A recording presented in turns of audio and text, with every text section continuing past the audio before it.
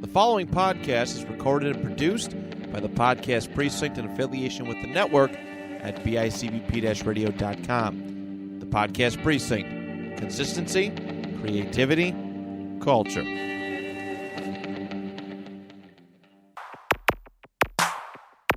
Hey everybody, welcome back to the Retroactive Sports Podcast. I'm Andrew, and joining me always is Johnny. That's right. I'm Andrew. He's Johnny. That's right. I got that correct. No, you didn't. Yeah, I'm Andrew. You're Johnny, right? Maybe we're Andrew. Wait, what would be if we fused like Dragon Ball Z style? Oh man, like a like a J-Lo and Ben situation. Yeah. Ben Low. That's what I would have called that. Ben Low. By the way, still a super attractive lady to this day. Yeah. John Drew. I like John Drew. John Drew's the best one. It just sounds way better. Yeah, I think so too. All right, so welcome to the John Drew Show. We're very happy to have y'all. Thanks for listening. And we're kind of doing sort of a follow-up, really, episode to what we did last time on this show. Yes.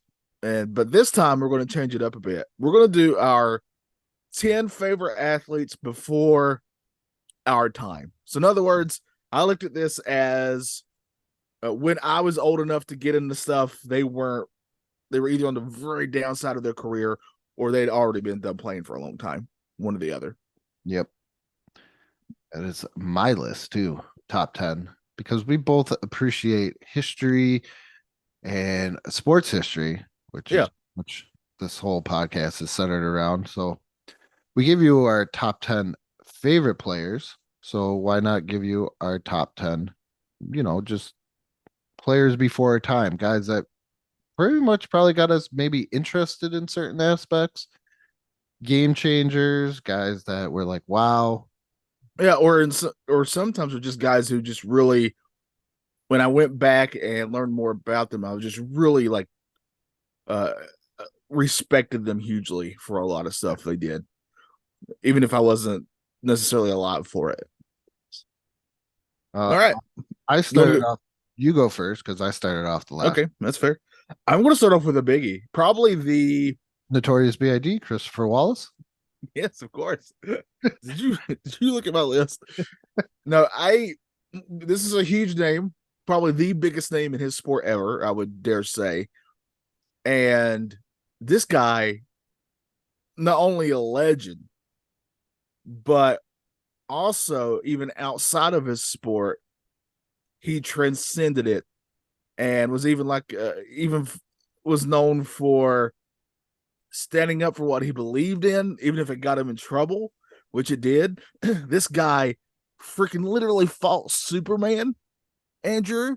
This guy fought Superman, and I'm talking, of course, of Muhammad Ali. He did fight Superman. He literally fought Superman. In my opinion, one of the greatest underrated comic book covers of all time. It's really cool. It's literally Muhammad Ali and Superman about to have a boxing match. Because Muhammad Ali fought a lot of people. Like, I think he fought Lyle Alzado, who is a football player. And didn't he fight Inoki at one point? Antonio Inoki? And yeah, of course, I totally heard you say that last name. Of course, yeah. Yeah, I'm pretty sure he fought it Inoki. Yeah, I'm really good at this podcasting thing. Oh yeah, very good. It is Muhammad Ali versus Antonio Inoki. My father told me about this, but I don't think he really understood who Antonio Inoki was, and he just called him a kickboxer. Yeah, which kind of disappointed me. Come on, you got to know who Antonio is. All right, so my number 10 is Chuck Foreman, running back for the Minnesota Vikings, and this guy is he's a little bit of one of the first dual threat running backs. I actually follow him on Facebook because he is a cool guy. I definitely should try and reach out to him to probably get on the show. Nicknamed the Spin Doctor too. And he's not talking about two princes coming before you. But I found out about Mr. Foreman, Chuck Foreman, over watching NFL Films, huge NFL Films fan. And I would watch him and the way that he would run and he would play. And then there was an interesting story about him where he was about to get either, I think, the Triple Crown for rushing or be the league's touchdown champion. And he only needed a couple more touchdowns. And he was playing in Buffalo. And those rowdy Bills fans got a little bit too rowdy and started throwing snowballs at him. And Oh, I think I remember this. yeah, one hit him right in the eye and Yeah. kind of blurred his vision and temporarily blinded him. And he did not achieve it. And it was one of those things where you see him and you're like, if I ever met him, would I ask him about it? And it's kind of a touch and go subject there. And then all of a sudden he posted on Facebook and he was like, hey, if anybody ever interviews me, you can ask me about that. I've put it in my past. And I'm like, oh, that's pretty cool. That's a good guy right there. So Chuck Foreman at my number 10 spot. I like it. I like it. I definitely, I mean, this is behind the scenes. I'm not much of a football guy, but I definitely remember that seeing a documentary or something where somebody talked about a football player getting blinded by snowballs, basically. A pretty wild story. My number 9 is an Olympian, literally won gold medals in swimming. But the reason that he's on my list is because growing up, I was introduced to his movies because my mom grew up watching his movies. That, of course, is Johnny Weissmuller, who was an Olympic swimmer and most famously known for those early, I'm talking 30s and 40s Tarzan movies. He was Tarzan. Oh, okay. Yeah. And my mom loves to this day those movies. So I kind of grew up with those around, and so I had to have. And plus, a great first name, Johnny. It's a perfect first name. You should know Johnny. I mean, you're Johnny, and I'm Andrew. A lot of a lot of Tarzan movies. And then when he was done with Tarzan, he did Jungle Jim. That's right. Yeah, it really showed his acting range. Not too much range there. But he was an insane swimmer too, by the way. He was like Phelps before Phelps, really. When you were talking about somebody that changed the game, I thought you were talking about Rodney Dangerfield in the Triple Windy or Thornton Mullen. Oh yeah, that's a lot of gold. Told you, yeah. Looks like that 2014 brought him down because they only got a bronze in the team events. My next guy is another guy that changed the game, and he changed the game of hockey. And that is Bobby Orr. Probably has one of the most iconic pitchers of all time, up there with Muhammad Ali, where he's diving across the ice. But Bobby Orr took defense and made it offense. He said, you know what? I don't want to sit back there and play defense. I want to score goals. And Bobby Orr scored a lot of goals. Not the longest career in the world, cut short due to knee problems and everything else, but it's a guy that the impact of his play and the way that he changed the game is everlasting today.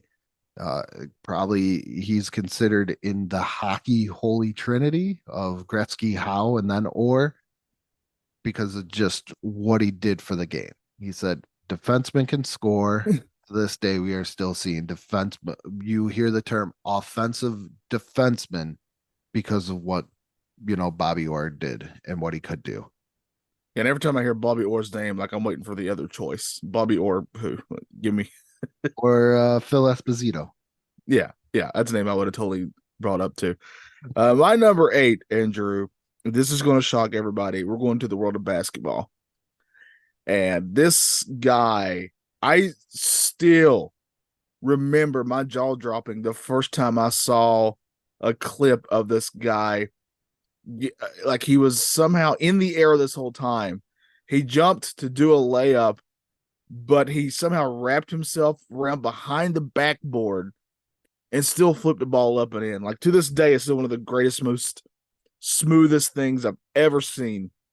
And that's not even talking about the fact that yes, the slam dunk was already a thing, but I dare say that Dr. J took the slam dunk and turned it into an art form.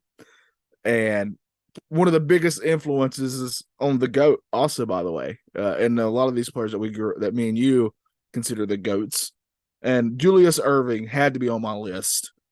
I mean, he took the slam dunk and literally just made it like something you'd have to see. Literally, he's the reason the ABA lasted as long as it did. Is Julius Erving. He's the doctor. The doctor is in, as they say. Got asked that question at work. I mean, the young basketball fan, we went over who would be the greatest 76er of all time. And I flat out just said the doctor. I put him over Wilt. I did it. I'm sorry. There's a damn good argument for him. I mean, Wilt was there. I think Wilt did win a championship with him. But after the doctor left, what was really the 76ers? I mean, you had Barkley, but after that, it was they're not going up against the Celtics like they used to. It was definitely the end of an era for sure. Yeah.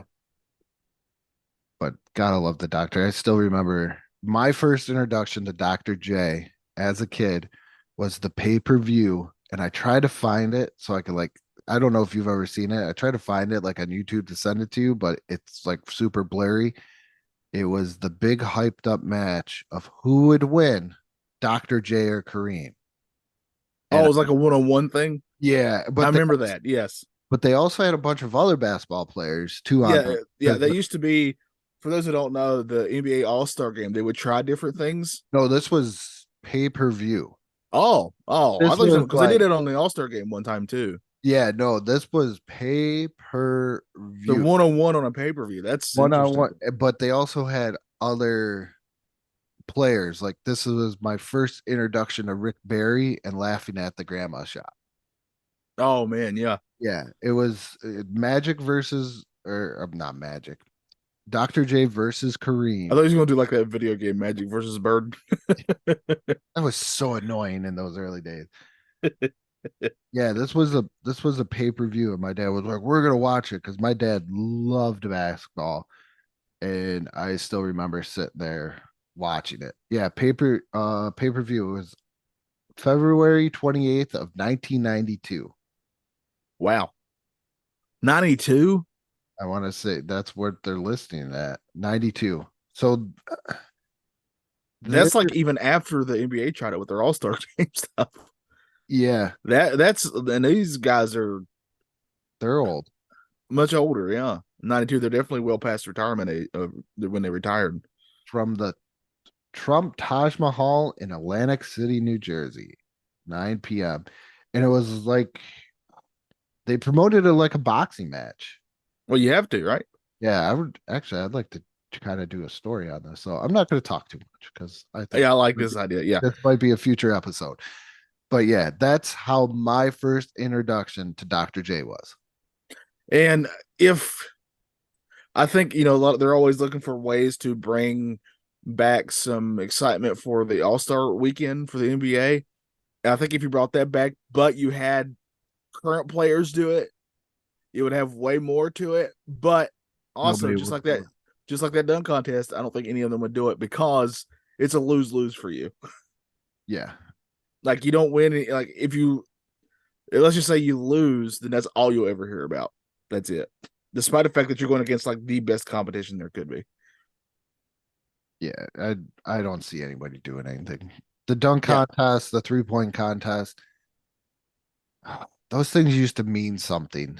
And now the 3-point contest still does, but the dunk contest is a shell of its former self.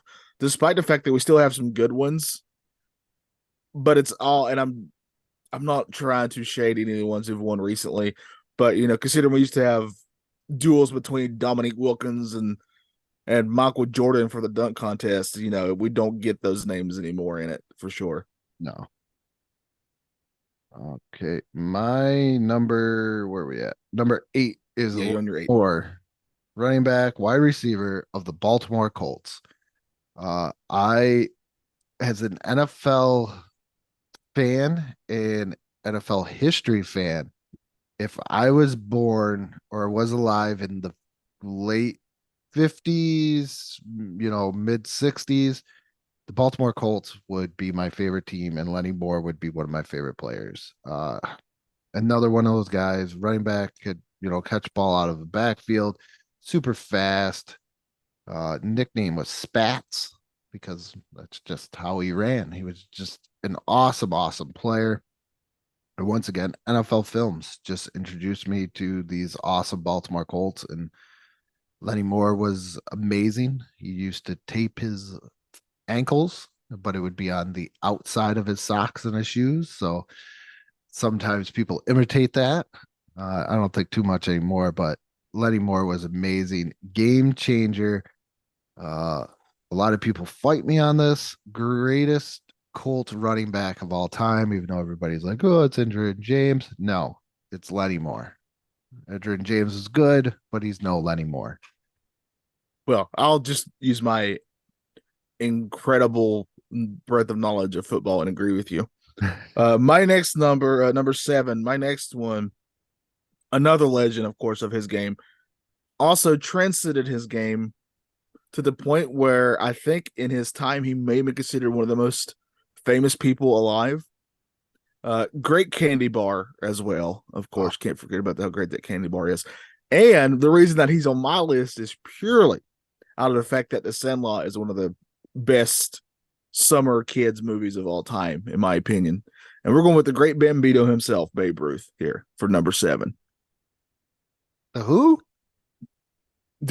What? Oh, You're killing me, Smalls. I thought you said the great Bambi. I had to do But it. yeah, I mean, what a legend. Transcended his sport as well. I mean, literally, he's a very fascinating character study too, by the way. Like, just I don't think I can state just how famous he was for his time period. It's ridiculous the level of fame that he had at that time.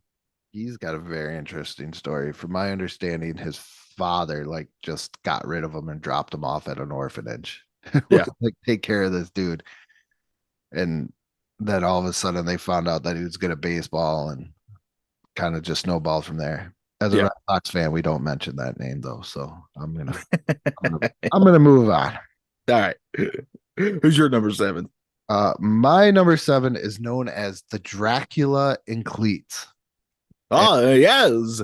Matt and I did in October when we were doing the 2 point conversation. We did an month of in October. It was Monster Month, so obviously you got to do Dracula and cleats.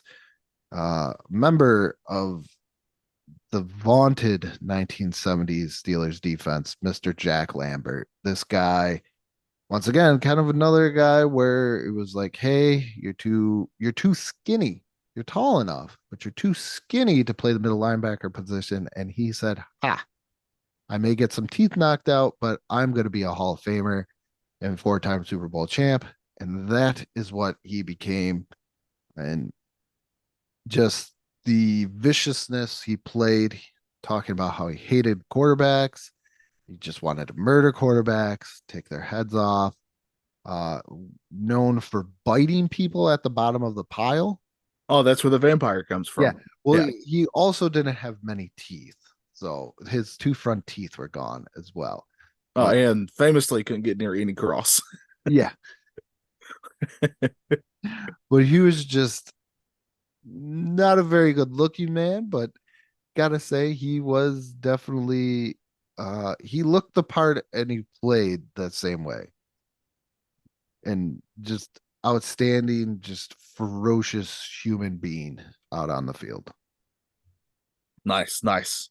My next one, my number 6 is we're going back to basketball, of course. And this guy, I remember when I first discovered him, and I would go back and look at his stats and be like, these are just made up stats. They're like NBA 2K stats, right?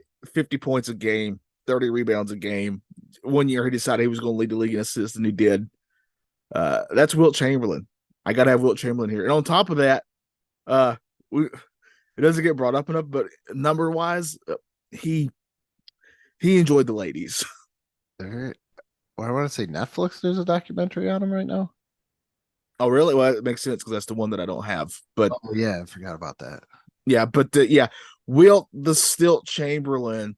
Did you see that, Andrew? Where recently, it wasn't that long ago, somebody took like a highlight reel of his, but they cleaned up and made all of the video look really, really good. That I wish they would. He would like whoever did that needs to do it with other people from bygone eras like that, because I would love to see cleaned up footage of these other players that I really like. But Like, yeah, man, what a I literally the only one that could even stop him. We'll talk about later, as I'm yeah, going to say. yeah, he's he's on my list.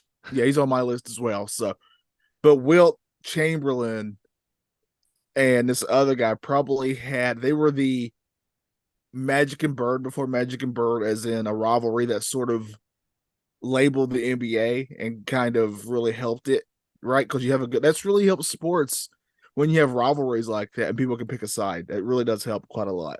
Yeah, And Wilt Chamberlain legit had 100-point game for one.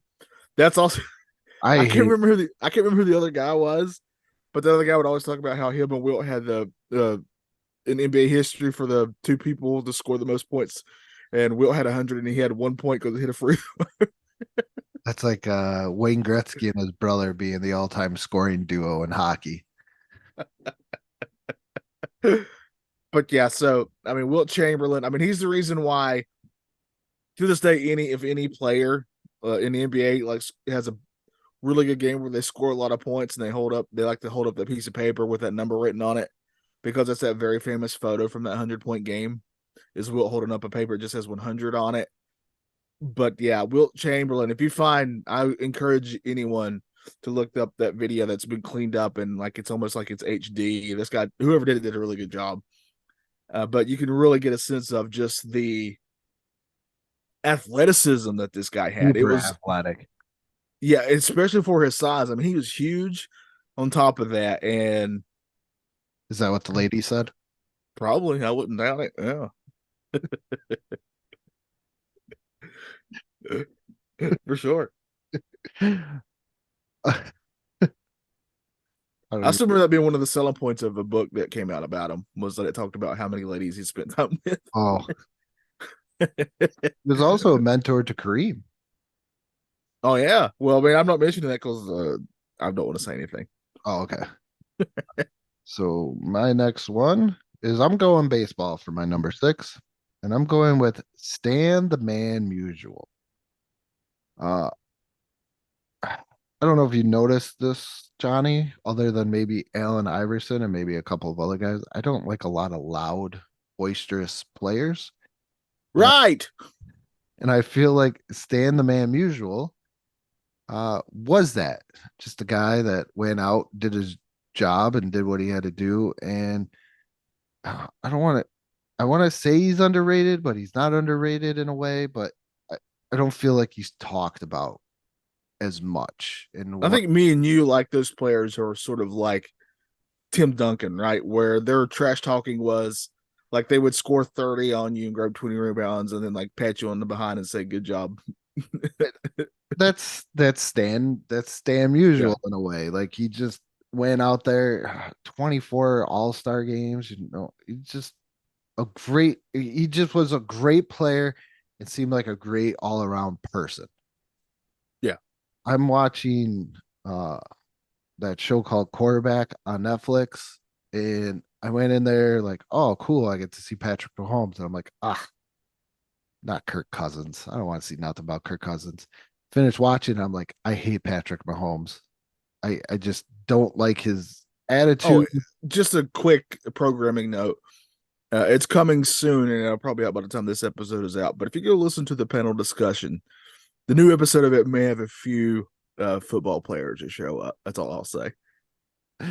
Uh, but like then you see Kirk Cousins, and he like just seems like he lives in this modest home, and he doesn't have like what, and he's just like a good all around family man. And you see Patrick Mahomes like talking about how they're building a house with a swim up bar, and I'm like, I can't relate to that, but I can relate to these lunch pail players like a Stan Musial, and I've always liked Stan Musial, and I actually have a program from 1956 from the St. Louis Cardinals with Mr. Stan Musial's name. Yeah, man, I do. That's the one thing I do love is getting programs.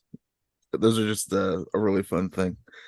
And a great name, by the way. Great last name. There's a lot you can do with that with headlines. I bet they did.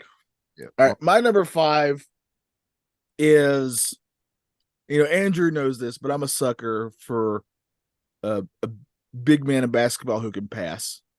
John sucker for that type of player. My favorite type of basketball player, I would dare say, is that or an undersized power forward. Those are my two jams.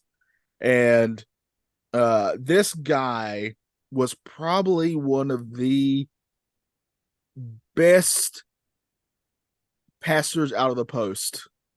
If you cut to the basket and he had the ball, you were getting the ball.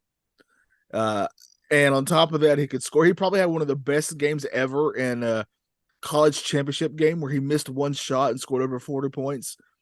And he's doing all this while he looks like the cross between a hippie and a mountain man. Like he was kind of look like both. I'm going with Bill Walton here. Bill Walton, if it wasn't for injuries, would be considered one of the greatest centers of all time. But injuries, sadly, really hampered that. But if you go back and watch, there's a really great YouTube video that I found yesterday, and it's all about like this. They ask these questions about goats, right? And they'll be like, was such and such the best at this type of thing? And it's one about, was Bill Walton the greatest passing big man?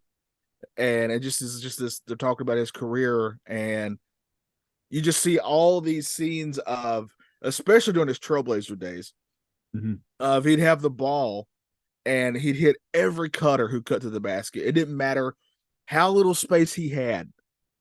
That was the most amazing part of it. Like he could thread that needle like crazy. But yes, so I've got to put Bill Walton here, and on top of that, he's just.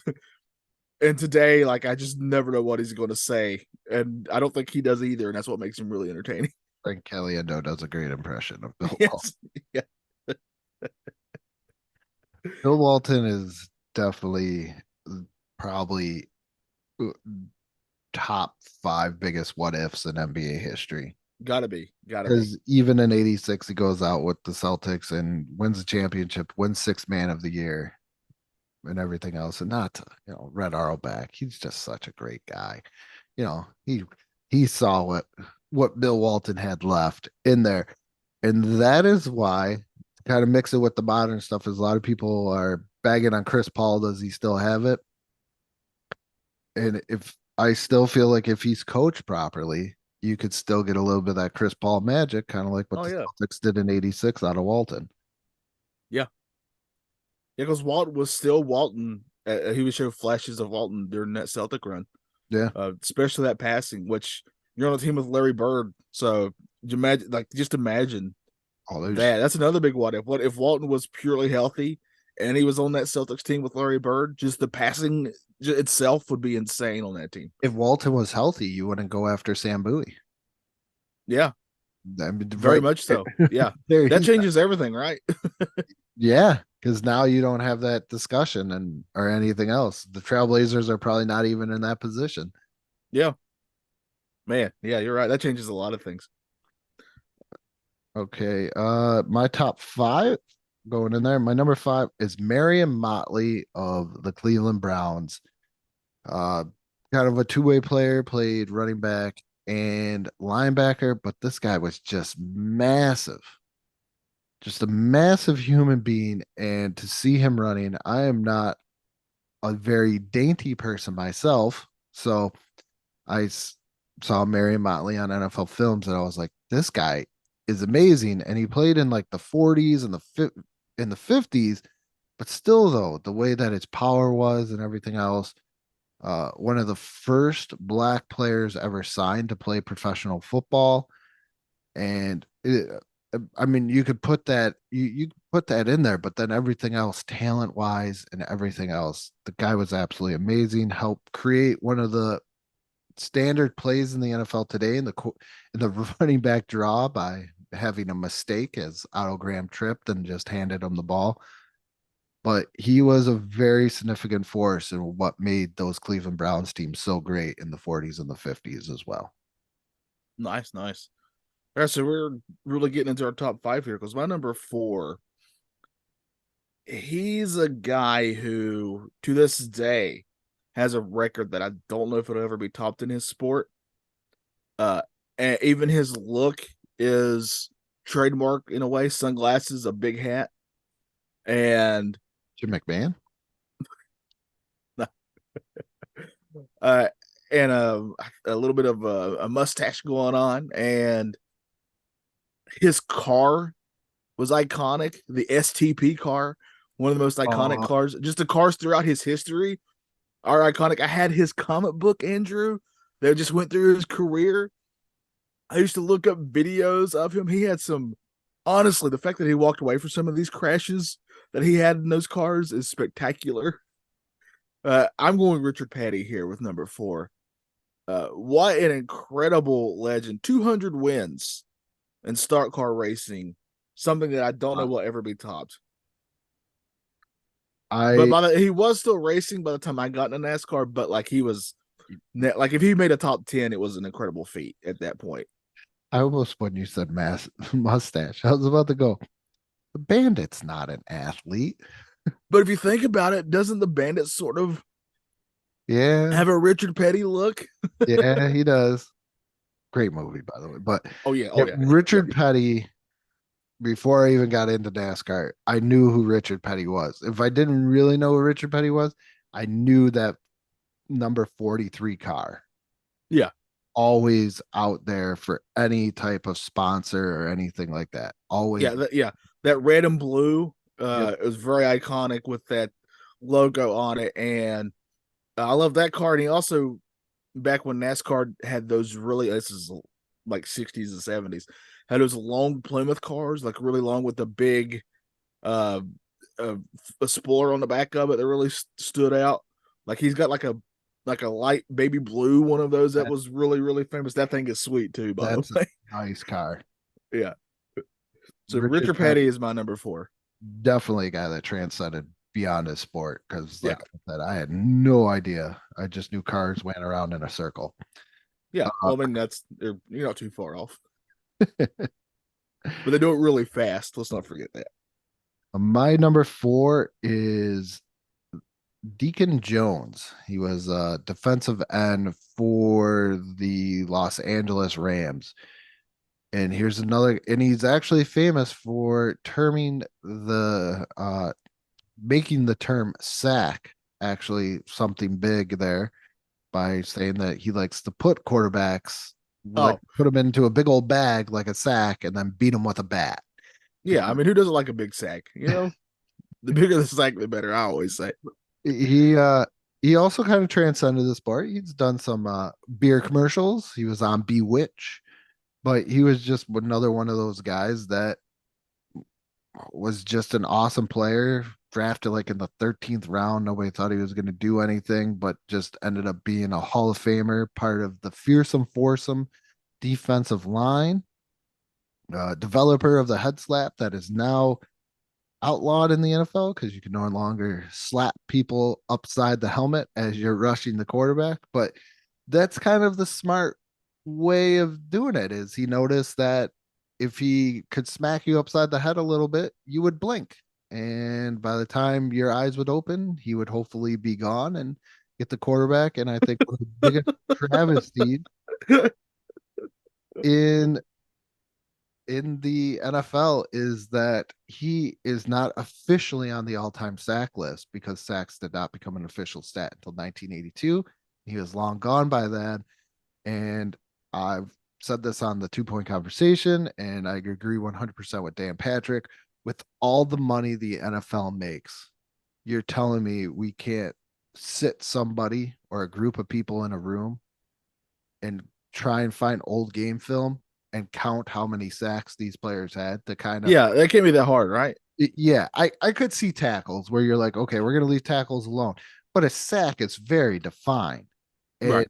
it supposedly he's got up there 173, which would put him, I think, third or fourth if you actually count him, but there is no official count. But I don't understand why you can't just kind of go back and do Yeah. that. And it kind of I when guarantee you somebody has, and they just don't do anything with it. yeah, and it kind of you know, it hurts these guys in a way, and I've noticed, Well, it's all about legacy, right?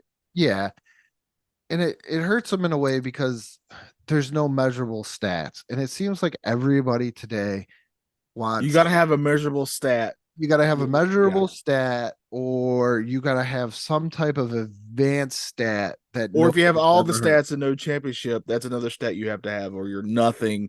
That's just a ridiculous thing. I'm with you. The one thing that really stood out to me was the little tricks he would do from what you were saying.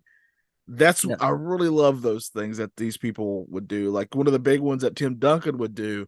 Sorry, I'm on a Duncan train. No problem. I love Tim I Duncan. got on a Tim Duncan rabbit hole the other day. But he would do this thing where when he was guarding you and you went up to shoot, he would kind of put his one of his arms on your shoulder, only so slightly so you couldn't get all the way up, and then he would block you because you can't get all your lift. See, it's just little Yeah. things like that. So here's a quote from Lou Pinella as we talk. I'm glad you go this way because Matt and I have a problem. A lot of people and I, when it comes to statistics, is not very good. So Lou Pinella once said, statistics are like bikinis. They show you a lot, but not everything. Which I is like that. I think that's fair. I I think that's fair. I'll use statistics too, but If you're going by stats though, like you're just discounting so many people's careers who were vital to their teams. Mhm. I mean, I vital. Robert Ory literally has like some of the most championships ever, and it's because he did a lot of the little things and he would hit a big shot. I But get if you looked at his stats, you were like, "Oh, why is this guy? Why is he not even thinking yeah, about him in the Hall of Fame?"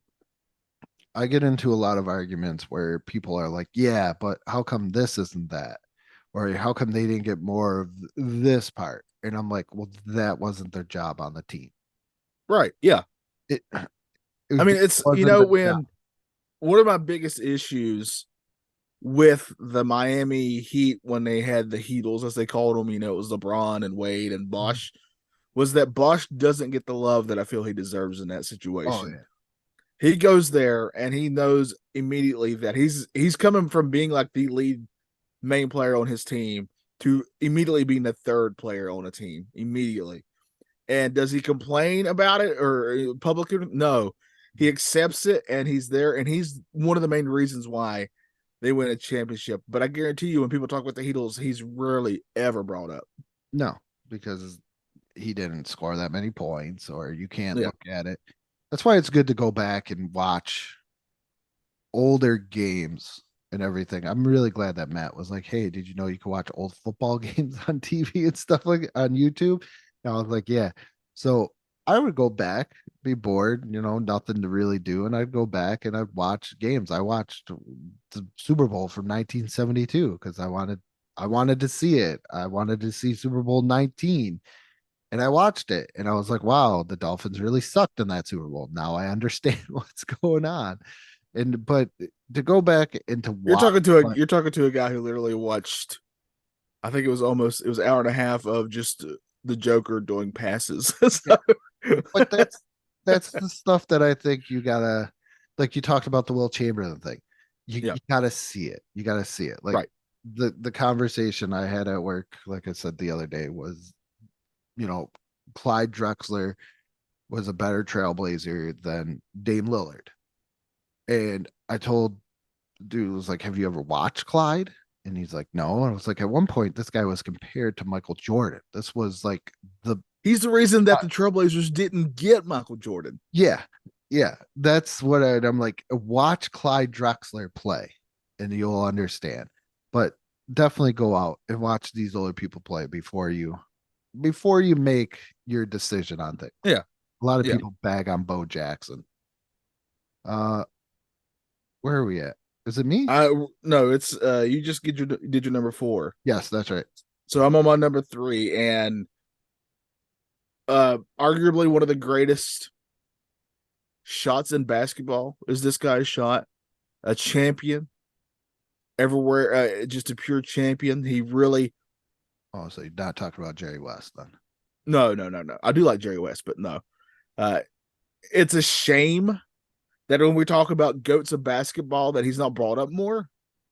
I think it's kind of a travesty because that's one of the things too about just humanity in general is we're most certainly on a recency biasness, whether we admit it or not. That's why I'm glad we're doing this list. But on top of that, this guy, he could fly airplanes.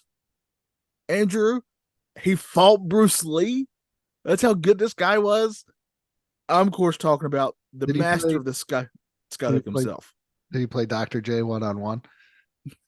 He played Dr. J 101, and we're talking about Kareem Abdul-Jabbar. A legend on and off the court.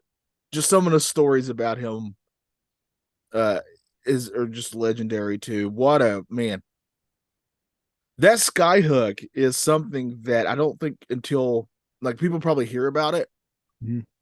But it's another one of those things where you just got to see it to be like, whoa, nobody could touch that thing. In fact, one of the biggest things that Bill Walton ever did was he blocked a skyhook once. And it's brought up because that's how big of a deal that is. That's a huge deal. Yeah. So I got to go Kareem here, another legend that transcended his sport. He also, because of his ability, he also got the dunk outlawed in college basketball for many years. Yeah. Many years. They're like, you are too good. He was on that freshman team that beat I think they were a national championship team, and they ended up beating the varsity for UCLA as well, because that's how good he was. Yeah. That's when he was Lou. Oh, yeah, that's right. He was Lou Al. He was Lou then. All right. My number 3 is another NBA center. I'm pretty sure you can't guess who this is. Number 6, the rival to Wilt, Mr. Bill Russell. I'm going to go ahead and say he's my number 2. So okay, so we can have a good conversation right now. Yeah, I knew about him. Like I said, my dad was a huge basketball fan, so he told me about the rivalry between Wilt and Bill. Then I watched Sports Century on him, and then you learn what kind of man he was, and it kind of elevated it to a little bit more, where he would come up with things where he didn't want to sign autographs. He would rather sit down with you and talk to you for 5 minutes because he felt that would be more. And we talked, and it is honestly, it is. The other thing we were just talking about stats. Bill doesn't have the greatest stats in the world, but you know what Bill has? He's got an awful lot of wins and rings. No, you were talking about defense before. He's a huge candidate to show you how important defense is. I mean, he is considered and should be another one of the GOATs, and it's almost purely because of his defensive. And he could still score. He just didn't feel the need to do it all the time. Yeah. I mean, he played, and his teams were really good teams too, and he was still the main player. You know what I discovered recently? You know who the first player ever to have his own actual basketball shoe was? Was it Bill Russell? No, it was a guy he played with, though, the Coos. Oh, Bob Cousy? Well, of course. Yeah. But anyway, Hardwood Houdini. Yes, yeah. That's another guy, by the way, that gets overlooked when he was doing some flashy passes before people realized it. Because it's everyday passes now.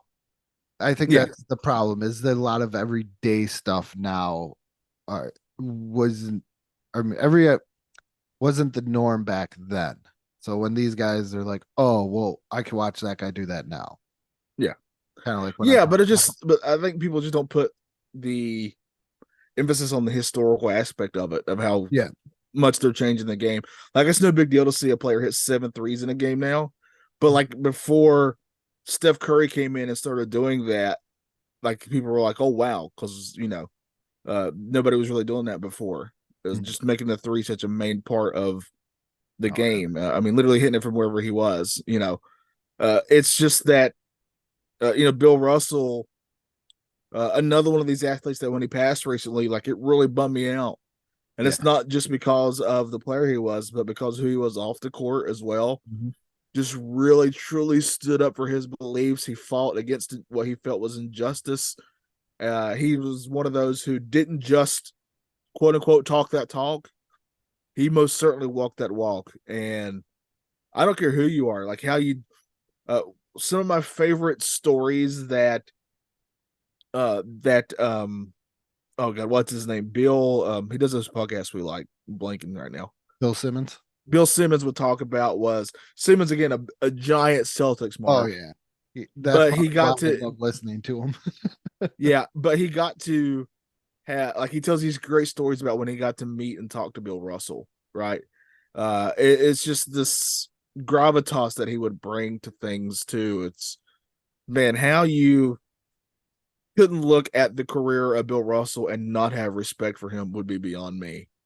And I'm glad LeBron's dropping the number 6. Me too. I like that too. That's a real That's a class. whatever you think of LeBron, that's a very classy move. That is. To put into perspective on how much of a winner this man was, throughout his junior year in high school, all the way through his NBA career, he won 11 NBA championships, 2 NCAA championships, and a gold medal. If you think about that, just in NBA championships, he has over a decade's worth. Yes. And there's only 2 years his whole entire NBA career, he did not win a championship. There, that is ridiculous. that and he was honestly the missing piece, and he bought into a guy that bought into a team effort, another guy that would be Majorly so. it, To the I would dare say he should be the poster boy for that. And on yeah, top of that, was one of the greatest player coaches of all time. yes, first black head coach in NBA Yeah. history. Right all back, man. He was he had some ballsy moves back in the day that almost got him because he also drafted the first black player as well. But Bill Russell is just outstanding. No matter what it is, it's just he is the ultimate when it comes to GOAT wins and just team player. It, you got to go with Bill Russell because he sacrificed everything that he could, and he knew his role on the team. And I think that's what a lot of players are losing sometimes today is knowing your Another thing a lot of players don't have today that he had was that when he was one of those people who the air about him uh and just how he carried himself that when he talked I was going to listen. Yes. No, I mean it could have been about anything and I would be like I got to hear what this guy's going to say. I want to know his feelings and thoughts on whatever it is he's going to talk about. I read a book. It was like he had like 11 tips of like leadership. Yeah. And I never understood this. And I read it when I was younger, but uh there's a difference between hearing and listening. And the way that he explained it in the book was absolutely like just beautiful. And the way that talking about leadership where you cannot coach everybody the exact same way. And he learned, Right. he learned some of these things from Auerbach as well. And just to, Yeah, you can't lead everybody the same way. no, It's leadership is a lot about understanding people and how people uh react and act upon different situations. That's what leadership is. It's way more about, hey, uh I know that this guy reacts better if I kind of get on to him. yeah, But this other guy, if I get onto him, he'll kind of he'll kind of go into his shell. So I can't do that with him. Right. I gotta use a different tactic. That's the type of thing that leadership is. But you might as well go ahead and do your number 2 since Russell was yeah. my number 2. My number 2 is the Splendid Splinter, Mr. Ted Williams. Got a little thing for Boston teams going on. Yeah, I noticed. But that's a great nickname, by the way. The Splendid Splinter. Yeah. Oh yeah, he was. And a great dad of some 4 turtles. he was a very unique person, but this is the guy. This he lost 3 years of his Major League Baseball career because of military service. Like he fought in World War II, he was in Korea, but other than that, this guy diagnosed the science of hitting. Another great kind of what if because he lost 3 seasons. Last player to hit 400 in a major league season as well. Hitting 406. Or I'm oh 407. Oh, that was in 37 games though, but he hit 406, which is amazing if you can hit anywhere in the 400s. But he just a great player. I wish he could have won a A championship. badass from the sounds of it. Yeah. Oh, he was like the John Wayne of baseball. Yeah. He was one of the quotes that people have heard him say is I'm Teddy fucking ball game and you can take it or leave it. Okay. Yeah. And That's one of the things, like, if you're mad at that, that's one of the things that Michael Jordan gets praised for, is he would say stuff like that. yeah, and that's pretty much the way that Ted Williams was. Like he took flack, but you got to remember the time he took flack because his wife was giving birth to a baby and he was out fishing, but different times, different eras in a way. We got to look at the times, but just tremendous hitter to the point where Tony Gwynn, who probably is the one of the greatest modern day hitters, just sat around this guy and just absorbed knowledge. And Tony Gwynn was an amazing, amazing hitter. But yeah, he sat there and just absorbed knowledge from Ted Williams. Just an overall great player. Only made it to one World Series. They lost to actually, I believe, Stan Musial's Cardinals. But just hearing about Ted Williams, seeing what he sacrificed and everything else, and listening about the player, I just love Ted Williams, especially as a Red Sox fan. It makes it a little bit easier for me to enjoy Mr. Ted Williams. So that's my number Yes. two. All right, so we're on our number ones. If you've noticed on my list, I haven't had pro wrestler yet, and that's because I saved Andre the Giant for my number one here. You know what? I wish I would have. Now that I think about that, Yeah, obviously I love pro wrestling, and when I got into it as a kid, it was basically when Andre was getting out. yeah, You know, he was the 80s were a very hard time for him physically already. His body was already starting to give up on him because he was just so large, and he actually, I mean, he had that, what's that called? I don't remember what the thing is. acromegaly. Yeah. Basically your body keeps growing past what it can, is the gist of it. I always think about what if he would have been born just a decade later. Like just how, like if he was in his prime in the 80s when he's going against Hogan, just how awesome that would be, right? That would have been so incredible. But he comes up and he becomes huge, but figuratively and in fame wise, in a time where pro wrestling was territorial, meaning that it was kind of divided by areas, sort of in a way. It wasn't, in other words, if a wrestling match was happening in California, then us on the East Coast would probably never know anything about it. That's the gist of it. But Andre was such a big name already, and he had become an attraction even up in Canada, that wherever he would go, they would sell out. And he was such a big attraction that he didn't even need to be a champion at most of these places, because they were going to, it didn't matter. He didn't need that. You would go see, you could sell a whole show in effect. Hey, Andre is going to be here. Andre. And if you go back and watch old matches with Andre and not just the early 80s WWF stuff, you will see just how, yeah, he's a big guy, but good God, could he go? Oh man, despite his size, the things he could do in that ring. But it's also these legendary stories about him out of the ring that are just so incredible. Just the legendary drinking stories that wrestlers would tell, the legendary stories about him like burping and farting. You know, those type of things are really funny. Just how, like, even when he was doing the Princess Bride, those stories are legendary.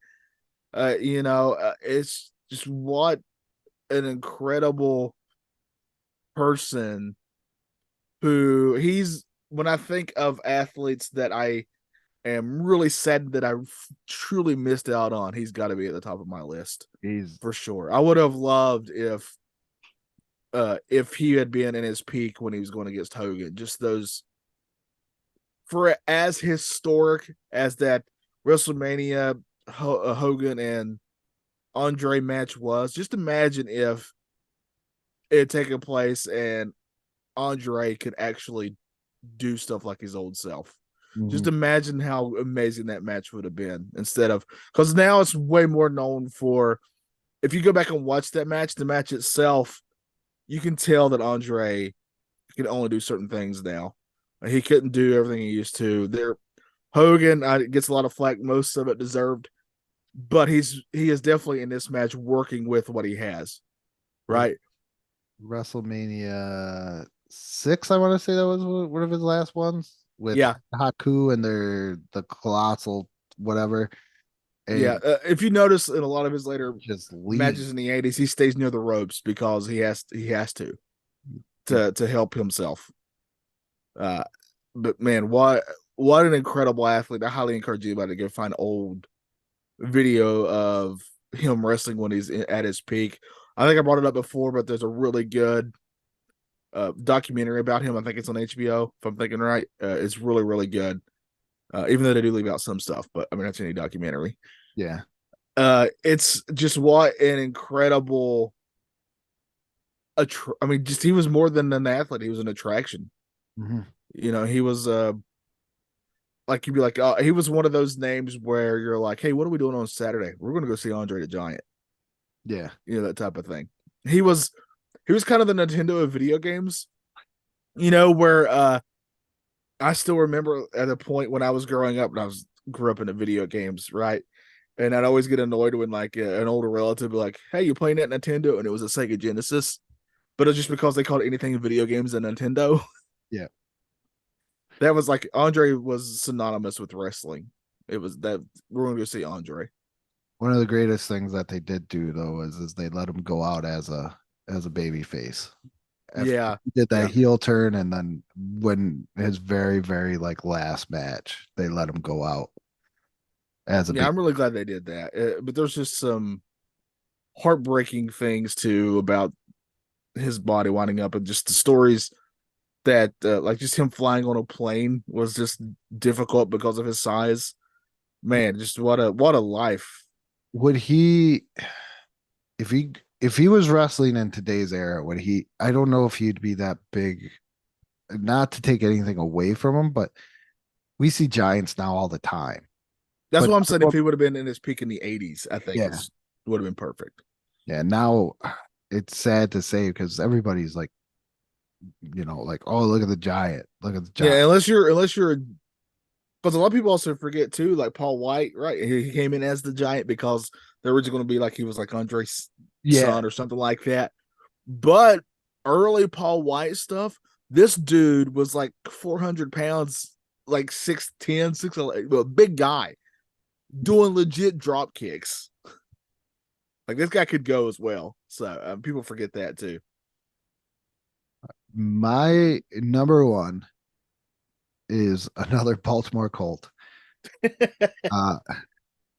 It's Johnny Unitas, the Golden Arm. Pretty much what you would picture today as your perfect quarterback. That's what Johnny Unitas was back in 50s, 60s, and part of the early 70s before he kind of fizzled out. He was that guy. He was that guy that you were not out of a game as long as you had him as your quarterback. And he played in an era where there was no flak jacket. So when you threw that ball, if you got hit, your ribs were probably not feeling too good after that. But he did everything he had to do to win. Probably hung around a little bit too much longer than what he should have. But the black high tops, quarterbacked in the greatest game, what they quote as the greatest game ever played. And like I said, just the absolute 100% gold standard at quarterback. Before Joe Montana, before Tom Brady, before anybody else, pretty much this was the man, Johnny Unitas. He was, and once again, because you look at his stats, because of the era that he played in, not beautiful, but just when you watch him play with the grit and everything else and the composure, it's absolutely amazing. Plus, two, he also made it on The Simpsons at one point. That's a big deal, honestly. Yeah, you've seen probably definitely seen that when Homer's mom left Abe. Yes. He's Yeah. watching Super Bowl 3 and he's like, and he sees Namath and he's like, oh, go cut your hair, hippie. And then Johnny Unitas takes off his helmet and he's got that flat top and he's like, now that's a haircut you could set. I remember this. Yeah. So that's Johnny Unitas, but Johnny Unitas was just an amazing person and he meant everything to that Baltimore community as well. I don't think he I don't think he really does anything with or did anything with the Indianapolis Colts because he was just such a Baltimore guy. Yeah. And of course, famously to me, your son called me that one time and I didn't know football, so I wasn't sure if he's insulting me or not. No, Johnny Unitas. But in fact, it was a huge compliment. So golden arm. Yeah. The golden arm, Johnny Unitas. Well, we did it, Andrew. There are our top 10 athletes before our time. What are some of your favorite ones? Maybe we didn't get to mention here. Go to our Facebook page and let us know who are some athletes that you love that were before your time. Yes. And make sure you check us out on wherever you get your podcasts. And with that being said, have a wonderful day.